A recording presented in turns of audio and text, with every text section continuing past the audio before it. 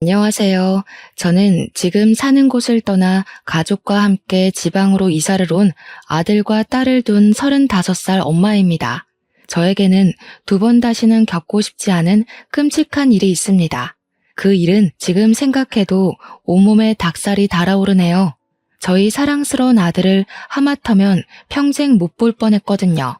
그때 일을 생각만 하면 그때 일이 꿈이길 빕니다. 가슴 속에 응어리가 진 듯 맺혀서 내려가지 않는 그 일을 이제 풀어보려고 하는데요. 그 일을 설명하기 전에 그 전에 있었던 일을 설명해 드리는 게 그 사건을 이해하는 데 도움이 될 것 같아요. 그때 당시에 저는 남편과 2년 차 부부였습니다. 그리고 남편 위로는 결혼 10년 차인 형님 내외가 있었죠. 형님 부부는 결혼하신 지 10년이 넘도록 아이가 없으셨습니다. 결혼 전에도 남편이 형네 부부가 아이를 가지기 위해 온갖 노력을 하고 있다는 말을 들었기에 제가 결혼 2년 차에 임신하게 되자 처음에는 시댁에 말을 해야 하나 망설였습니다. 혹시나 기분이 나쁘면 어쩌나 상처받으면 어쩌나 하는 생각을 하게 되었거든요.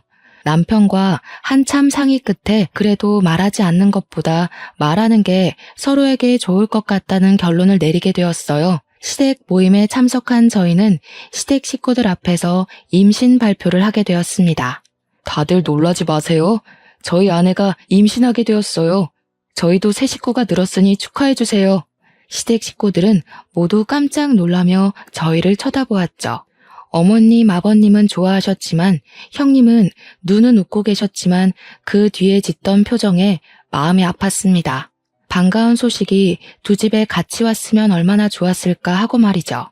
그런데 일주일 뒤에 정말 반가운 소식이 들려오는 겁니다. 형님도 임신하셨다는 희소식이었어요. 그 소식에 저희는 그제서야 안도를 했습니다. 그 소식에 가장 좋아하신 분은 역시 시어머니였어요. 형님의 얼굴에도 웃음꽃이 활짝 피어 있었습니다. 형님, 너무 축하드려요. 드디어 아기 엄마가 되셨네요. 아직 극초기니까 조심하셔야겠어요. 그러게 말이야. 이거 다 동서 덕분인가 봐. 나는 내가 40 넘어서 사실 이제 임신 포기해야 하나 고민하고 있었거든. 시험관도 번번이 실패하고 정말 우울했는데 동서가 임신하자마자 내가 임신했잖아. 동서 뱃속에 복덩이가 들어앉았나 보네. 그러게 말이다. 둘째가 복덩인가 보다. 너무 잘 되었어. 그네 너는 특히 조심해야 한다. 이제 노산이라서 많이 힘들 거야. 항상 조심하고 힘든 일 있으면 나를 부르거라. 아유, 어머니 너무 걱정하지 마세요. 어머님은 특히 형님의 임신 소식에 더욱 형님을 챙기셨어요. 40이 넘은 노산의 초산이라 정말 힘든 시기를 같이 보내셨다고 했으니 더욱 애지중지 챙기셨습니다. 이제 어머님도 두 발 쫙 뻗고 주무실 수 있을 것 같네요. 두 분 다 너무 고생하셨어요. 동서 말도 마. 정말 마음고생이 심했어.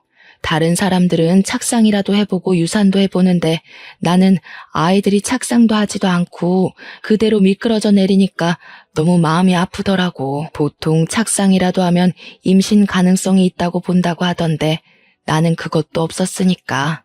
형님은 손으로 아직 납작한 배를 문질렀습니다. 얼마나 그 아이가 각별한지 알 수 있었죠. 저도 그래서 형님의 아이가 건강하게 태어나길 기도하고 또 기도했습니다.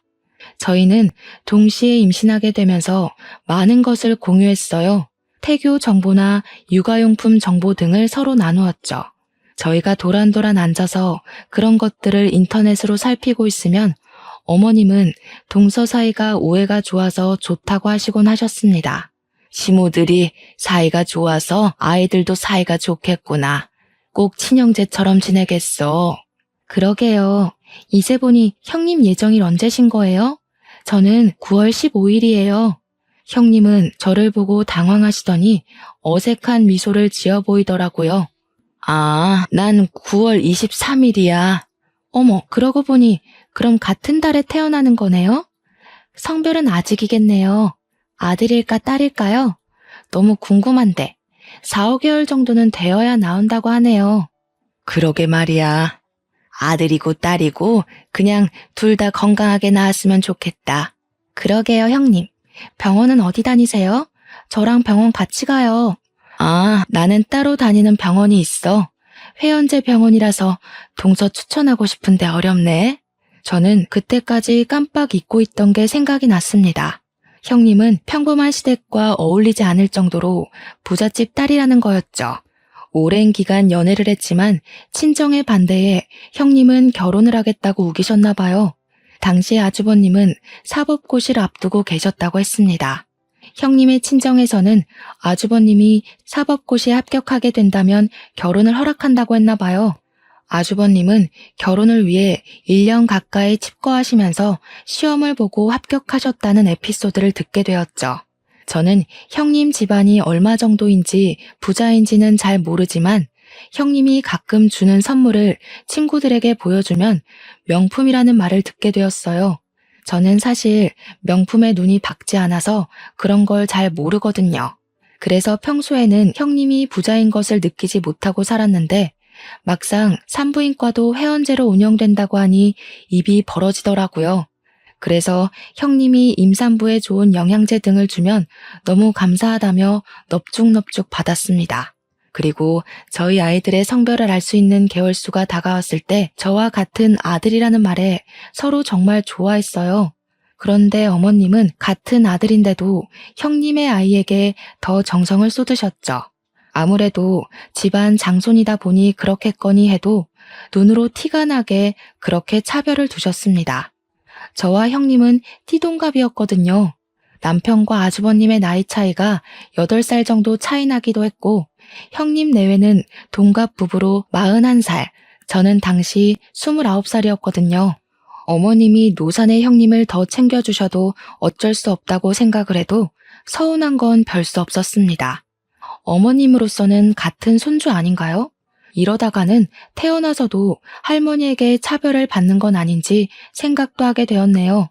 구체적으로 서운한 상황을 설명하자면 같은 임산부인데 어머님은 자질구레한 일을 저를 시키더라고요.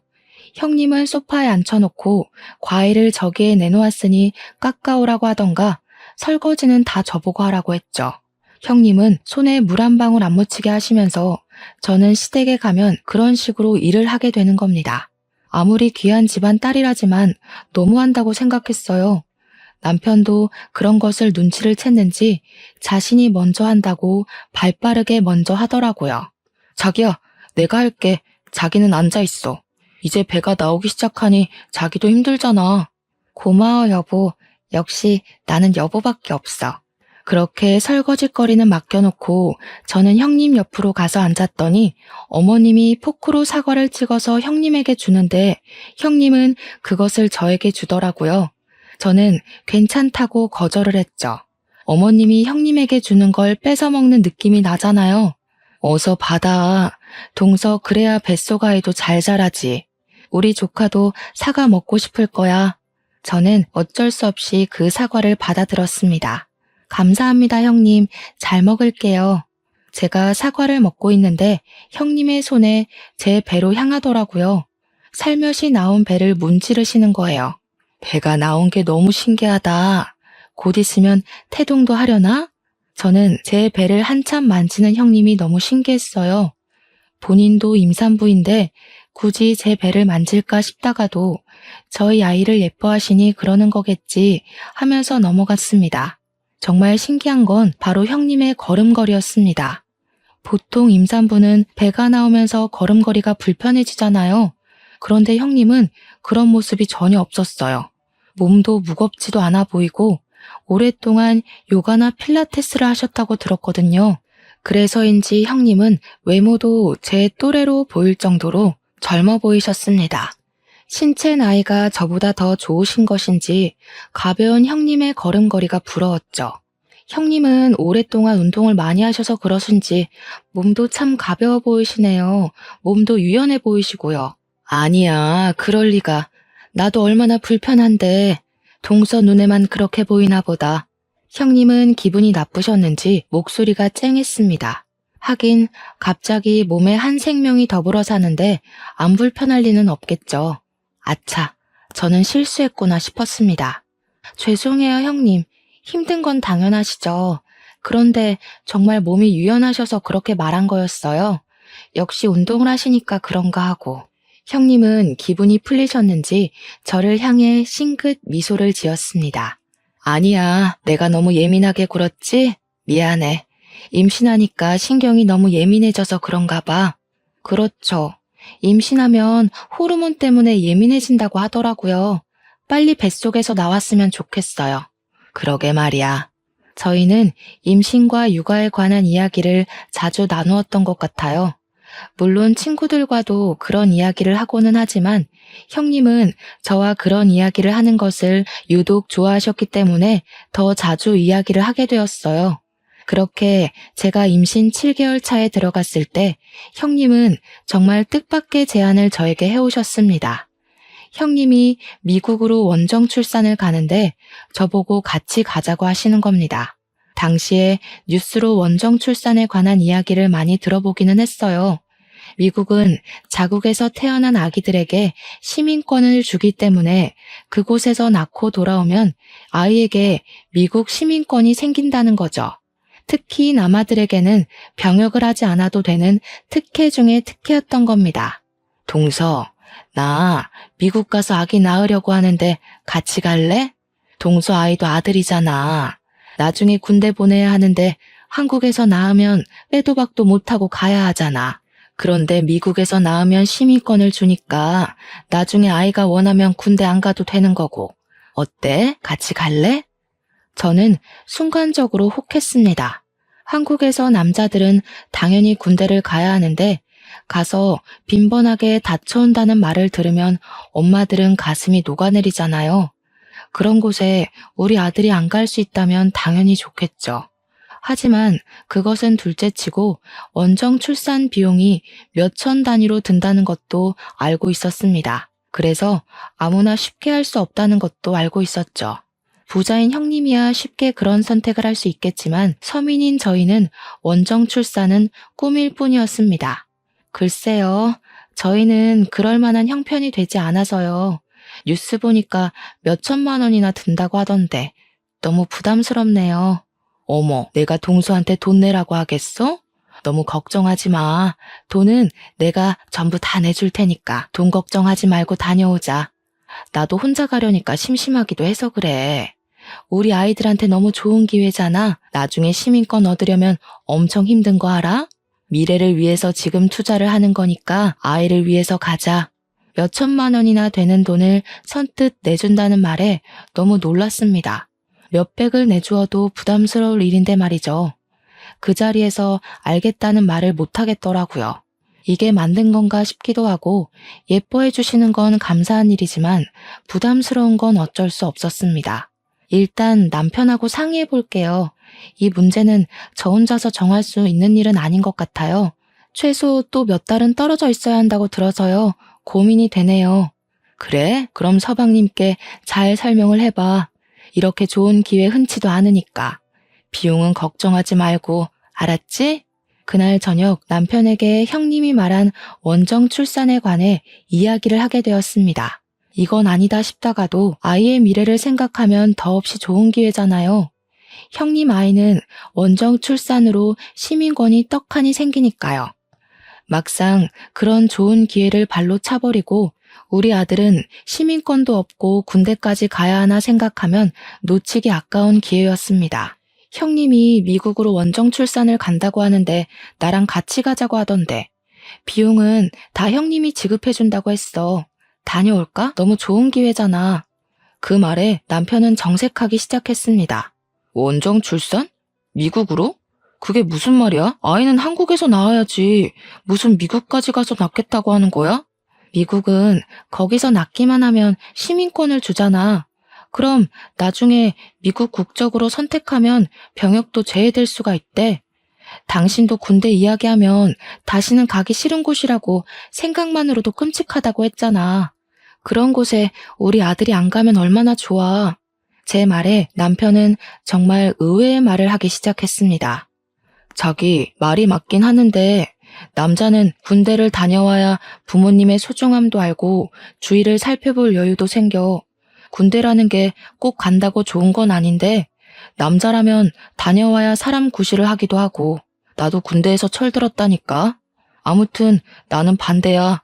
굳이 그렇게까지 군대에 안 가야 하나 싶기도 한데.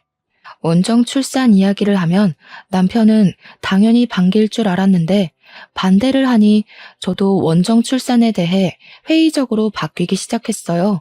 해외까지 가는 것도 부담스럽고 남편 없이 몇 달을 떨어져 있는 것도 괜히 싫어지더라고요. 그리고 출산 후에 친정엄마도 못 볼 생각을 하니까 앞이 까마득하게 바뀌기 시작했죠. 그 순간 그래, 남편 말이 다 맞지 라는 생각을 하게 되었습니다.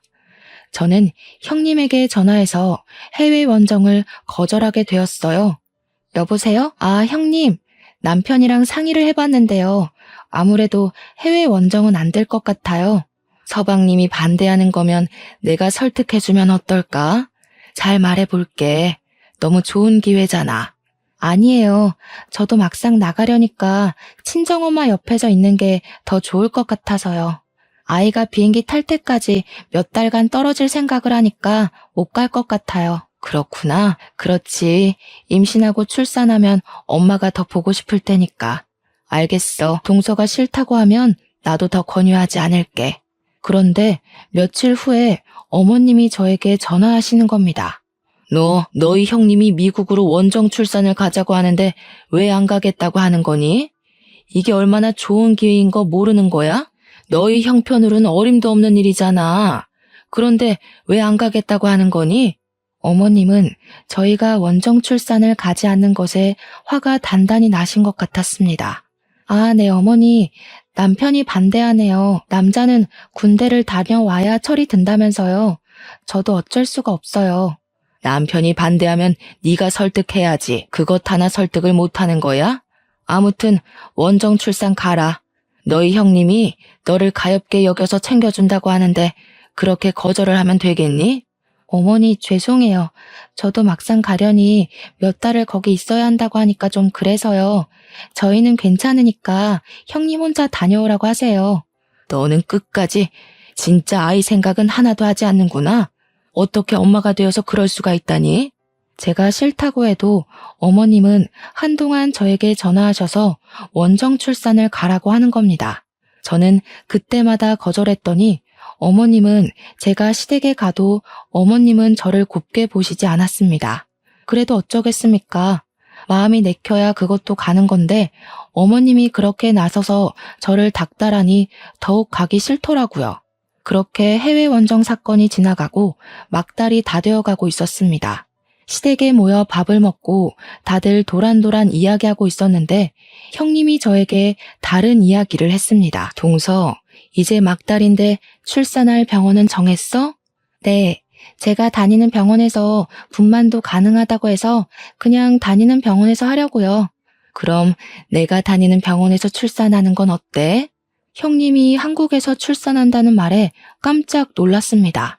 당연히 형님은 원정 출산을 할 능력이 있으시는 분이니 미국에서 출산할 거라고 생각을 했으니까요. 형님, 미국에서 출산하시는 거 아니셨어요? 한국에서 출산하시는 거예요? 아, 응. 나도 혼자 가기 싫어서 동서한테 같이 가자고 한 건데 동서가 안 간다고 하니까 나도 가기 싫어졌어. 내가 다니는 병원이 회원제라고 했잖아. 거기 예약 잡기도 어려운데 겨우 한 자리 남아서 어렵게 구했어. 회원제 병원이요? 정말 좋은 병원일 것 같기는 한데 저는 또 고민이 되었습니다. 회원제 병원이라니 분명 제가 다니는 병원보다는 좋은 곳은 맞겠지만 그런 곳에 가도 되나, 그리고 또 역시 진료비가 걱정되었습니다. 병원이 회원제고 고급이니까 출산 비용과 입원비가 비쌀 테니까요. 형님은 눈치 빠르게 저의 걱정거리를 캐치하셨죠. 아유, 진료비 때문에 그러는 거야? 그건 걱정하지 말고 내가 다니는 병원으로 가자. 거기는 출산하면 바로 산후조리랑 같이 케어해주니까 옮길 필요도 없이 관리가 가능하다니까. 다시 큰돈을 들이면서까지 저를 살펴준다는데 좋기도 했지만 심적으로 부담감이 들었습니다. 형님의 도움을 또 거절하자니 형님이 크게 실망을 할 것 같았습니다. 제가 한참을 말 못하고 가만히 앉아있자 옆에 계시던 어머님이 형님을 거들었어요. 아유, 그게 무슨 고민이라고 그러고 있니? 네 형님이 이렇게까지 신경을 쓰고 있는데 그냥 네 하고 가면 되는 거야. 어머니의 말이 맞기도 했죠. 이 모든 게 저를 위한 형님의 마음인데 저는 거절하지 않기로 했습니다. 네, 어머니 형님, 저도 그 병원으로 갈게요. 형님이 어렵게 구한 자리인데 안 가는 것도 저한테 손해일 것 같네요. 그래, 정말 잘 생각했어. 안 가면 손해인 곳이라니까. 동서가 간다고 하니까 내가 마음이 놓인다. 그때는 그곳이 저의 불행의 시작이 될 줄은 생각하지 못했습니다. 역시 세상에는 공짜란 없는 것인데 말이죠. 저는 출산 예정일을 일주일 정도 남겨두고 형님과 함께 그 산부인과로 향하게 되었습니다. 예약제로 운영된다고 하는 산부인과는 인적이 드문 산속에 있었습니다. 그렇게 크지 않은 2층 건물이 꼭 산부인과라고 하기보다는 별장 같은 저택 같은 느낌이었죠. 간판도 없는 모습에 모르는 사람들이 온다면 그냥 집으로 착각할 정도였어요. 그래도 주위가 산이다 보니 상쾌한 나무 향기에 새소리까지 들리니 왜 산에 있는지 대충 짐작은 갔습니다. 심신이 안정되는 느낌이었으니까요. 안으로 들어가니 겉모습과는 다르게 정말 병원이었습니다. 예약된 산모 또한 저와 형님 2사람밖에 없더라고요. 우리를 위해 있는 의사와 간호사, 그리고 식사와 청소와 아이들의 케어를 해주는 분까지 총 6명이 있는 작은 병원 느낌이었죠. 제가 지낼 병실로 들어가니 병실도 호텔 스위트룸처럼 널찍하게 꾸며져 있는 겁니다. 이렇게 좋은 곳에 지내도 되는지 걱정이 되었습니다. 형님, 시설이 너무 좋은데요. 이런 곳은 너무 비싸지 않아요? 뭘 그런 걸 걱정하고 그래. 일단 심신적으로 안정을 취해야 하지 않아? 너무 걱정하지 말고 편하게 지내. 내가 동서한테 이 정도도 못 해주겠어? 형님의 말에 너무 감사하고 또 고마웠습니다. 그렇게 정말 며칠은 왕비 대접이라도 받는 것처럼 마음 편히 그곳에서 지내게 되었습니다. 이런 곳에서 아이도 낳고 또 산후조리까지 받을 수 있다니 형님은 출산 후에는 가족까지 같이 와서 지내도 된다고 하는 겁니다. 역시 돈이 좋구나 하고 있었는데 순간 아랫배가 뭉치듯이 아파왔습니다. 꼭 엄청난 생리통이 밀려오는 그런 느낌이 드는 게 너무 놀랐죠. 아직 출산 예정일도 3일이나 남은 상태였습니다. 병실에 있는 벨을 누르니 간호사가 달려와 저를 살펴보고 진통이 오는 거라고 말하더라고요. 처음 느껴보는 진통에 저는 간호사를 따라 분만실로 향했습니다. 진통 간격도 빨라지고 조금 좋아졌다 싶으면 다시 밀려오는 고통이 얼마나 심하던지 옛날 엄마들이 애 낳다가 죽는다는 말이 괜히 나오는 게 아니구나 싶었습니다. 그렇게 정신없이 시간이 흘렀습니다. 남편과 엄마 생각이 간절한데 핸드폰을 병실에 두고 와서 전화할 수도 없는 겁니다. 저는 제 옆에서 저를 지켜보는 형님에게 전화해달라고 했어요. 형님, 남편 좀 불러주세요. 엄마도 불러주시면 감사하겠어요. 형님은 제 손을 꽉 잡으셨죠. 알겠어. 너무 걱정하지 말고 마음 편하게 있어. 서방님은 내가 부를 테니까. 알겠지? 곧 형님도 출산을 하실 텐데도 너무 태연한 모습이었습니다. 다시 밀려오는 산통에 비명을 질렀습니다. 간호사가 제 다리 사이에 손을 집어넣더니 곧 아이가 나온다고 하면서 형님을 밖으로 밀어내는 겁니다. 결국 남편도 없이 아이를 출산하게 되었습니다. 아이를 낳은 것까지는 기억하는데 그 뒤는 하나도 기억이 나지 않았습니다. 눈을 떠보니 제 병실이었거든요. 밑은 아직도 빠질 것처럼 아리고 쓰린데 배는 무언가 빠진 듯 가벼웠습니다. 정말 아이를 낳은 건가 싶어 몸을 일으켜 아기 침대를 바라보았죠. 아기 침대에 있어야 할 아이가 없는 겁니다.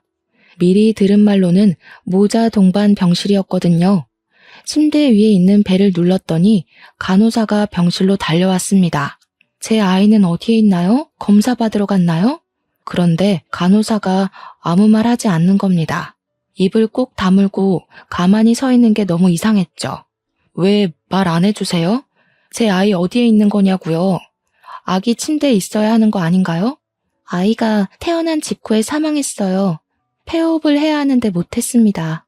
순간 머릿속으로 이해가 안 됐습니다. 아이가 죽다니, 그것도 태어나기 직전까지 멀쩡한 아이가 말이죠. 자리에서 벌떡 일어나서 간호사에게 다가갔는데 저를 밖으로 못 나가게 막아서더라고요. 저를 왜 막는 거예요? 일단 심신의 안정을 취하시는 게 먼저인 것 같습니다. 진정하세요. 아이가 죽었는지 확인을 해야 할 거 아니에요. 당신 말만 믿고 어떻게 제 아이가 죽었다고 믿을 수가 있는 건데요. 일단 진정하세요. 이제 막 출산을 하셔서 심신 안정이 먼저세요. 저는 간호사를 밀치고 병실 밖으로 뛰쳐나갔습니다. 형님이 놀란 눈으로 복도 끝에서 갓난 아이를 안고 서 계시더라고요. 저는 그 아이가 제 아이라는 걸 직감하고 형님에게 다가갔죠. 그 아이, 제 아이죠? 그렇죠. 이리 주세요. 제 아이 돌려주세요. 무슨 말이야, 동서. 이 아이는 내 아이야. 형님은 아직 출산도 안 하셨잖아요. 그런데 어떻게 그 아이가 형님의 아이라고 말을 하시는 건데요? 동서가 출산하고 기절해 있는 동안 나도 출산을 했어. 방금 일어나서 아이를 품에 안은 거고. 말도 안 돼. 그게 가능한 일이에요?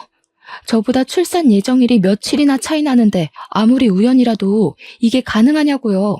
왜 말이 안 된다고 하는 거야? 아이가 죽었다고 미쳐버린 건 아니지? 당연히 제 아이가 죽었다는 것을 믿지 못했습니다.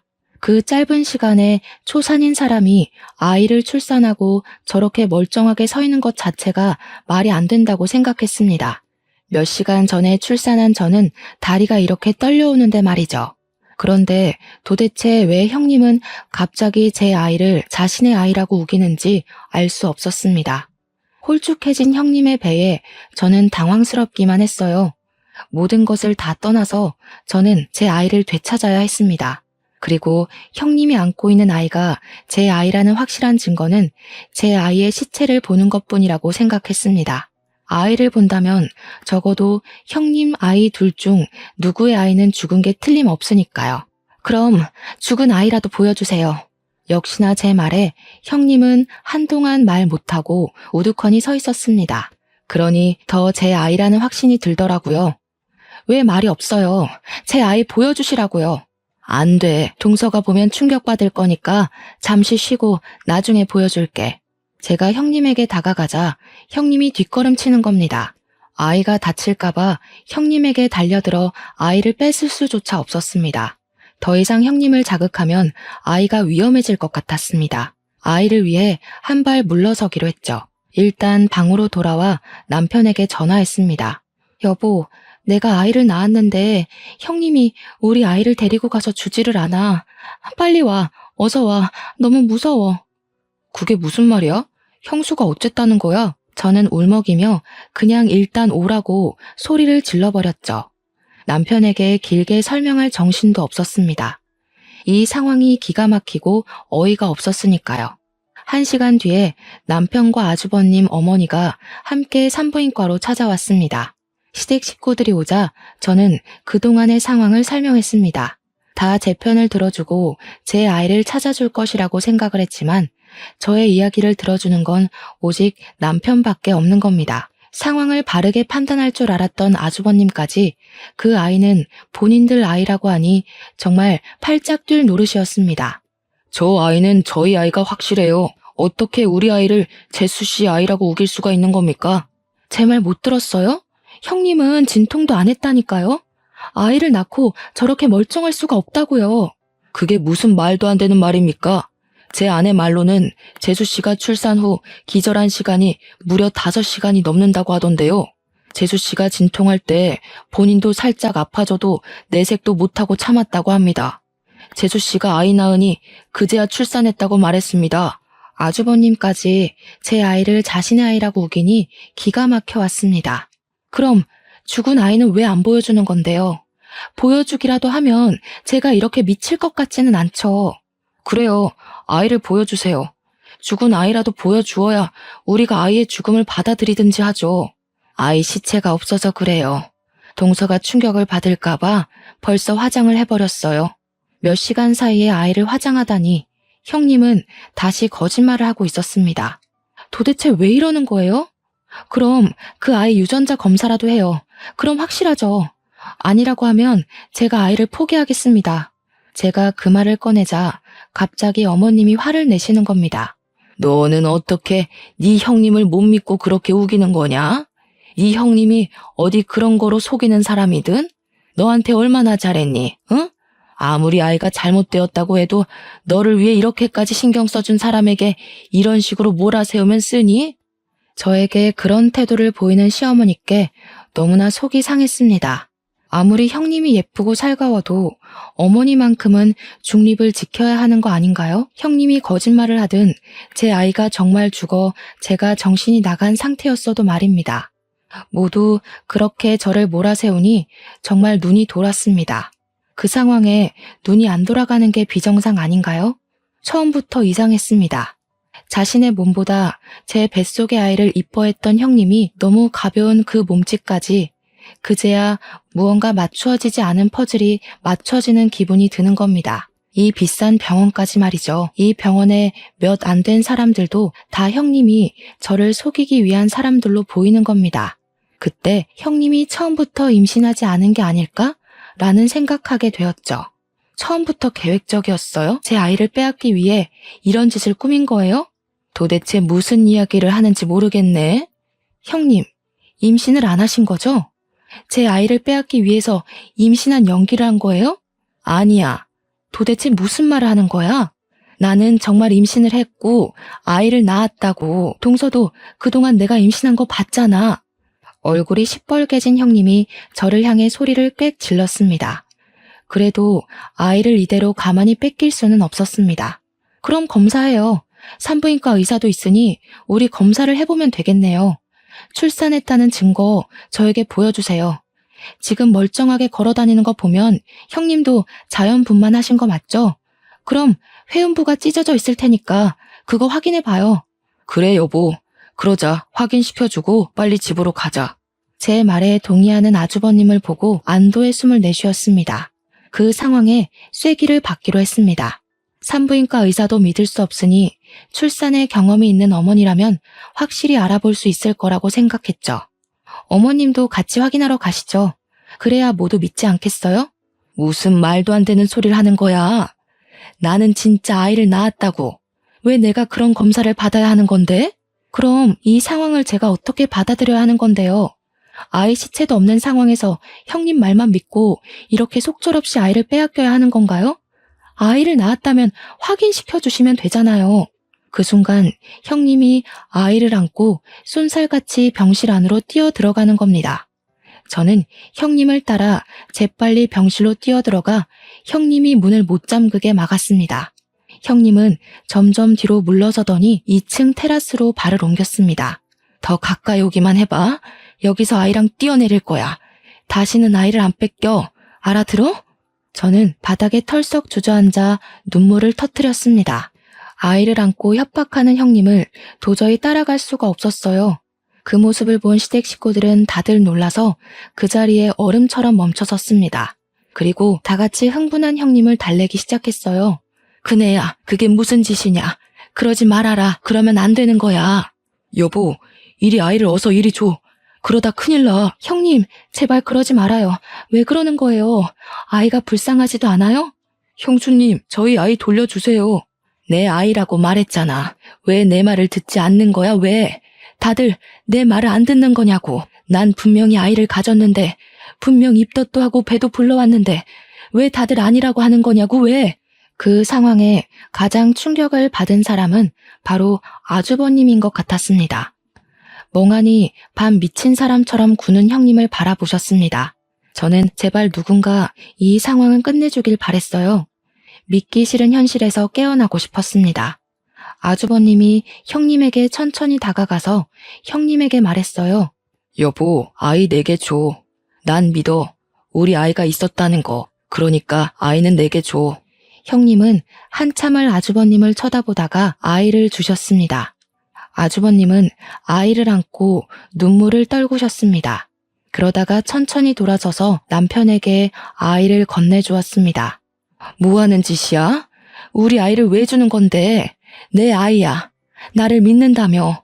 그런데 아이를 주는 거야? 거짓말한 거야? 아주버님은 형님을 꽉 끌어안았습니다. 믿는다고 했잖아. 난 정말 당신을 믿어. 그리고 난 아이 없어도 돼. 당신만 있으면 돼. 아이보다 당신이 중요해. 아니, 저 아이는 내 아이라니까? 왜 못 믿는 건데, 왜? 저는 형님의 절규에도 제 아이를 꽉 끌어안고 외쳤습니다. 경찰에 신고할 거예요. 다신 내 아이를 빼앗길 수는 없어요. 어떻게 아이를 가지고 이런 짓을 꾸밀 수가 있어요? 그 순간 어머님이 제 뺨을 내리치셨습니다. 너, 그게 무슨 말이냐? 어디서 그런 말을 함부로 하는 거야? 누구를 신고해? 가족끼리 이러는 거 아니다? 어머니, 이 사람한테 무슨 짓이에요? 왜 때리시는 거예요? 네 집사람 행동을 봐라. 가족을 신고한다는 말이 어떻게 쉽게 나온다니? 제 형님이 얼마나 챙겨줬는데 은혜를 원수로 갚아? 저는 어이가 없어서 어머님을 노려보았습니다. 제가 형님 다음으로 가장 원망스러웠던 존재는 어머니셨습니다. 형님이 저를 뜻대로 굴릴 수 있게 가장 많이 도와주신 분이셨으니까요. 아주버님은 남자이니까 잘 모를 수도 있지만 어머님은 아니죠. 아이를 2번이나 낳아보고 삶의 경험으로 절대 모를 수가 없는 분이 어머니 아니겠어요? 저는 그것도 따져 물어야 했습니다. 어머님, 알고 계셨죠? 형님이 아이 가지지 않은 거 처음부터 알고 계셨던 거죠? 어머님은 당황하시며 2눈을 치켜뜨셨어요. 그게 무슨 말이냐? 내가 뭘 알아? 내가 무슨 산부인과 의사도 아니고 어떻게 알겠니? 정말요? 그동안 형님과 가장 붙어있던 분은 어머님 아니셨나요? 아주버님은 일로 바쁘시다고 형님 집에까지 가서 온갖 살림은 다 해주면서 그걸 몰랐다고요? 몸동작 하나로 저도 눈치챈 걸 몰랐을 리가 없잖아요. 처음부터 형님 계획도 알고서 저에게 해외 원정 가라, 이 병원 가라고 한 거 아니에요? 어머님은 저를 보면서 말을 더듬기 시작했죠. 얘가 무슨 말을 하는 거야? 나는 정말 모른다. 어머니, 사실대로 말하세요. 정말 이 사람 말이 사실이에요? 똑바로 말씀하시라고요. 말 안 하시면 저는 어머니까지 신고할 거예요. 어머님은 남편이 다그치자 그제야 입을 열기 시작했습니다. 나도 처음은 몰랐다. 얘가 분명 입덧도 하고 배도 불러오기는 했는데 어느 순간 그 배가 푹 꺼지는 거야. 그때부터 이상하다고 생각을 하고 물어보았더니 병원에서 상상 임신을 했다고 하더구나. 초음파에 아이의 모습이 안 잡힌다고. 얼마나 아이를 가지고 싶었으면 상상 임신을 하겠니? 그 말에 기가 막혔습니다. 그런다고 이런 일을 저지른다는 게 용서가 되는 건 아니었으니까요. 물론 형님이 가여웠습니다. 하지만 그렇다고 제 아이를 납치하려고 한 건 용서할 수 없었습니다. 모든 것을 알고 있었던 어머님까지 말이죠. 그런데 왜 처음부터 알고 있으면서 제 아이가 형님 아이라고 하신 건데요? 다 알고 계셨다는 거잖아요. 어떻게 제 뺨까지 때리세요? 지금 누가 가장 마음 아픈 사람이라고 생각하세요? 상상 임신으로 가지지 않은 아이를 잃은 형님이요? 아니요, 분명 내 몸으로 아이를 낳았는데 죽었다는 말을 들어야 했던 저였어요. 그 잠깐 모든 하늘은 무너져 내렸습니다. 울음소리 한 번 못 듣고 내 아이를 뺏겨야 했다고요. 그건 어쩔 수 없었다. 네 형님이 나한테 애원을 하더구나. 너희 아이를 키우고 싶다고. 자신은 이제 나이도 있고 남편이 그렇게 좋아하는데 이대로 아이가 없다고 말 못한다고. 너희 아이니까 같은 핏줄이니까 너만 모르게 아이만 데려오면 된다고. 너희는 아직 젊으니 다시 아이를 가질 수 있잖아. 정말 미안하다. 너희에게 미안해. 하지만 한 번만 너그러이 이해를 해줘라. 오죽하면 이렇게 했겠니? 어떤 정신을 가지고 있으면 저런 말을 아무 죄책감도 없이 내뱉을 수가 있는 걸까요? 어머니, 돌고래도 새끼가 죽으면요, 한동안 업고 다니는 거 아세요? 저는요, 죽었다는 자식의 얼굴도 못 봤어요. 정말 죽었다면 제게 차가운 아이라도 안고 떠날 기회를 주셨어야 해요. 멀쩡히 살아있는 아이를 형님이 안고 있는 작고 붉은 핏덩이를 보는 순간 한눈에 제 아이인지 알아보겠더라고요. 사람이라면 그러시는 거 아니에요.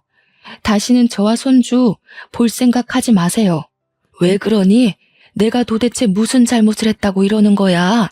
어머니, 정말 잘못이 없으세요? 저한테는 미안하지 않으세요? 형에게 자식을 주면서 제 생각은 하나도 안 하시는 거네요. 그건 제가 어머니 자식이 아니라는 소리 아닙니까? 이제 둘째 아들은 없다고 생각하십시오. 어머님은 남편을 보면서 할 말을 잃으신 듯 멍하니 자리에 주저앉으셨습니다. 저희는 아들을 꼭 끌어안고 집으로 돌아왔습니다. 엄마가 급히 우리 집으로 오셔서 저의 몸조리를 해주셨습니다. 무슨 일이야? 왜? 너희 형님이 좋은 산부인과에 예약을 해주었다면 이게 지금 무슨 상황이야? 저는 엄마를 보면서 꽉 끌어안고 다시 눈물을 흘렸습니다. 그때는 엄마에게 그 복잡한 상황을 말을 하지 못했습니다. 너무 놀라고 어머님과 형님이 제 아이를 죽었다고 속이고 빼앗으려 했다는 상황을 다시 설명하기가 끔찍할 정도로 싫었습니다. 혹시라도 아이가 저를 떠나버릴 것 같았거든요.